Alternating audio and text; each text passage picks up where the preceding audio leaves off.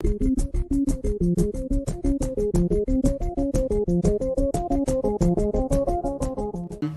prediction that in a few years, one of the primary uses for Bitcoin will be foreign remittances.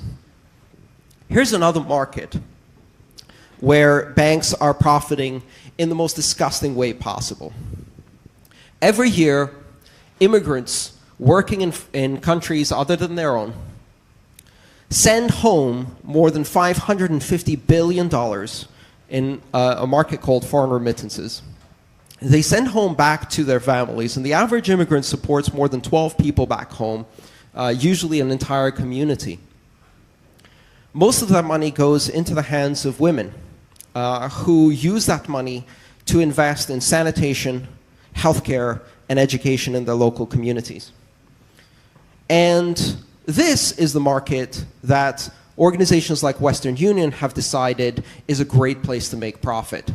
And they make profit to the tune of $175 billion a year by charging the poorest people on the planet 10% or more to send money home. Shame. It's an absolute shame.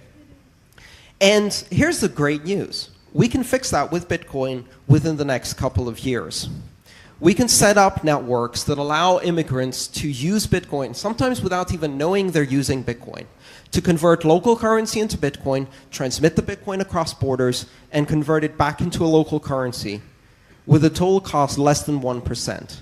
That's 1 to 2 orders of magnitude reduction in fees. That's taking $175 billion and giving more than $100 billion back to the people who earned it, who can then spend it in the country they work in, or they can send it home so that their wife can spend it in sanitation, healthcare, and education in the local community. That can change the life of 2 billion people.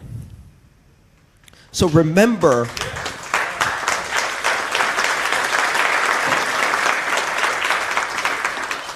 remember why we're doing this. This isn't about buying drugs on the Silk Road. This isn't about enabling criminal activity. Because I look around this room and I don't see too many people who are interested in criminal activity. I see people with hope and aspiration, people who are interested in innovation, and people who are interested in bringing fairness back to currency markets. And we have within our power to fundamentally disrupt some of the most entrenched and anti-competitive industries that exist in the world. Banking hasn't seen any competition for the last 50 years, and that's not an accident. People don't start banks out of their garage and then take them mainstream and fight the main banks. Other than PayPal, nobody else has been able to do it, and PayPal very, very quickly got turned into a traditional bank, so they wouldn't disrupt too much. Well, something interesting just happened. Satoshi Nakamoto invented a method where we can apply innovation to financial services without asking for anyone's permission. Innovation without permission is the power that fuels the internet. It is the mechanism by which a kid in their garage can invent the next big app and take it global without asking anybody's permission. And we've done this again and again on the internet. In fact, a lot of us, especially people who are involved with libertarian ideals or are constantly fighting for freedom and things like that, often feel dejected and despairing and disappointed and disillusioned. After all, the internet is really one giant surveillance machine and it's been captured by the man. And yet there are moments of optimism in that, and one of the greatest moments of optimism for me is that right in the middle of a completely captured, corporatized Apple, iTunes / Google / NSA internet, it gave birth to Bitcoin, a black swan of innovation that no one expected, and that will completely blow away several incumbent institutions and organizations, and there's absolutely nothing they can do to stop it, because the power is in your hands. So when you despair, remember that the internet is still able to deliver massive surprise in the form of things like Bitcoin, and who knows what the next one will be, but I know that I'll be able to buy it for Bitcoin. And one of the most amazing things that's happening now is that Bitcoin has become the de facto currency of the internet. You see, one of the things about the internet that was always difficult since the very beginning was that while you could deliver incredible innovation, and while you could transport content and ideas and services across borders, when it came time to getting paid for that, things would slow down and everything became difficult. So I can be a brilliant entrepreneur in Bangalore, India, and I can invent the latest thing, and if I want to sell it, I have to get in bed with Visa or PayPal, and they're going to take away at least 3% of my money, and then they might freeze my account, and I'm only going to be able to sell it in 19 select countries around the world, and while my content can reach everywhere, the payments can't come back. Well, guess what? Now they can. Money on the internet is an incredibly potent combination. By turning money into a content type, we've made money instantaneously global, instantaneously secure, and now we're going to use that to fuel the internet all over again.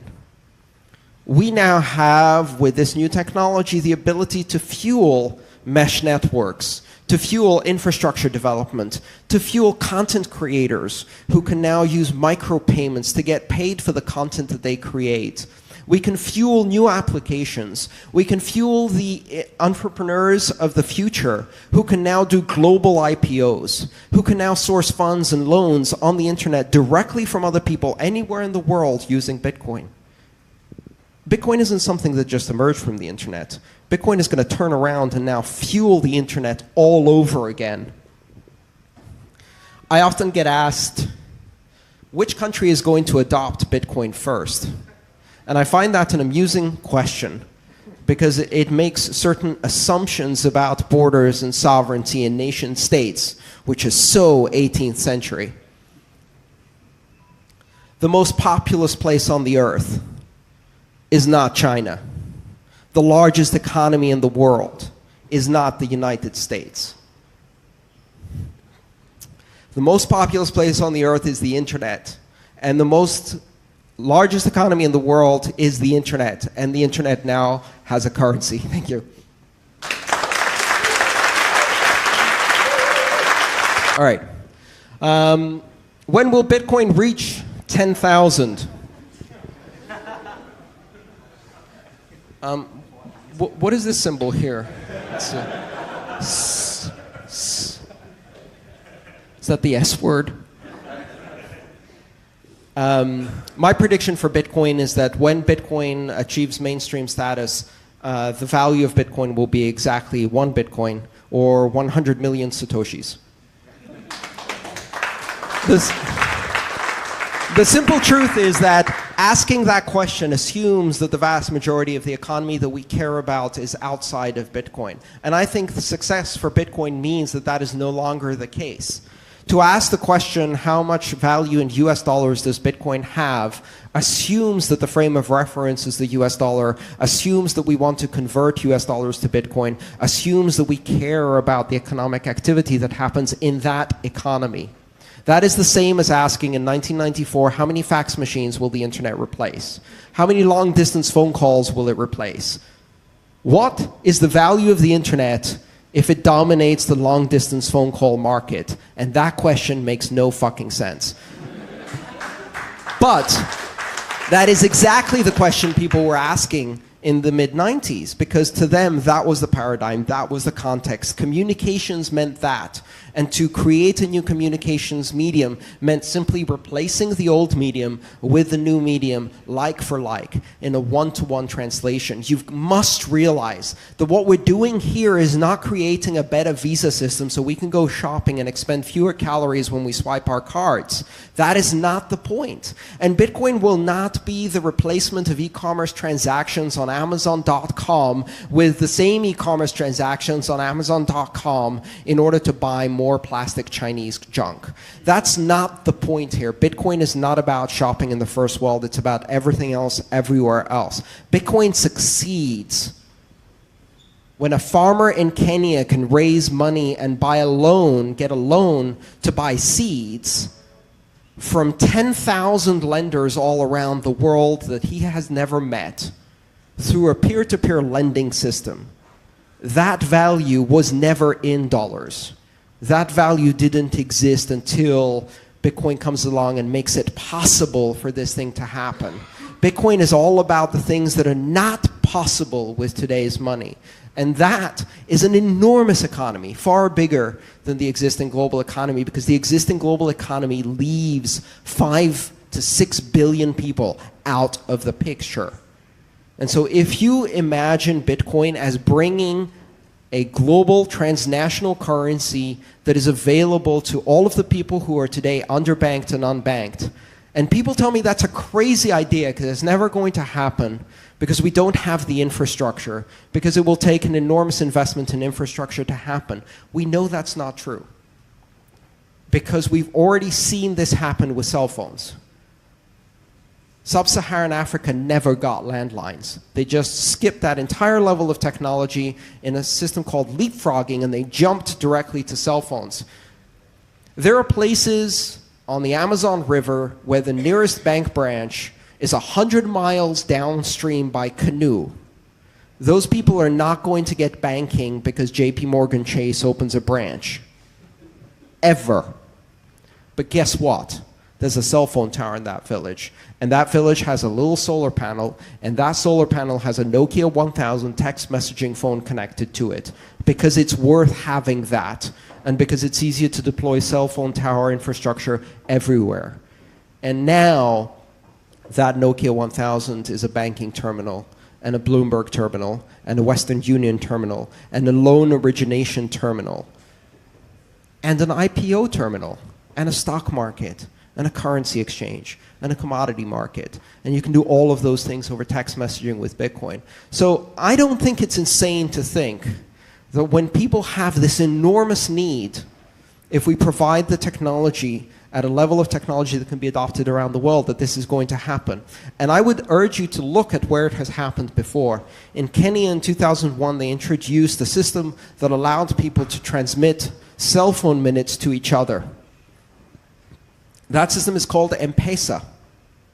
And that system within a year or so became a currency, an informal currency that people started trading in lieu of money because they didn't have any other form of money. They could afford to buy a cell phone, they could afford to buy a plan with minutes because they needed that to communicate with the rest of the world, because that meant economic opportunity for them. So they invested in those things. And then you can imagine this environment where one day someone goes to a shop and says, well, I need some eggs to feed the kids, but I don't have any money. Can I give you 3 cell phone minutes for some eggs? And the shop owner says, sure, whatever, I can always use some more cell phone minutes, and they give some eggs, and a currency is born, just like that. Well, fast forward 12 years later, M-Pesa represents 40%, 40% of the GDP of Kenya. And that's not GDP that existed before and got converted into M-Pesa. This is brand new economic activity that didn't exist before. They did it. We can do this again with Bitcoin, and we can do it globally.